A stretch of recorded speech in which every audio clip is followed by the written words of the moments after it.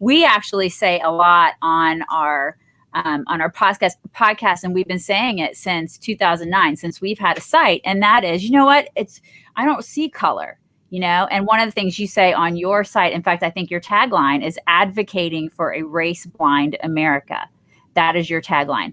And so many times when we've said that, when I've said I don't see color, I was raised not to see color, people will say, well, that's just, especially now in light of the whole white fragility movement that we see, people will look at us when we say that and say, well, that just proves that you're racist.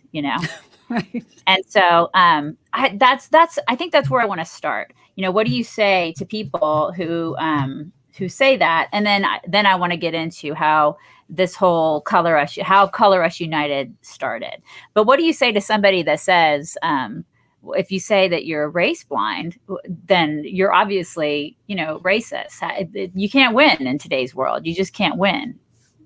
Right. And first, let me thank both of you for having me on. It's an immense honor. I'm happy to be here, and you guys have a very bubbly and lively setup here, which makes me even more happy to be here. So sometimes I do interviews with people have very, not so lively setup. So I'm happy to be here.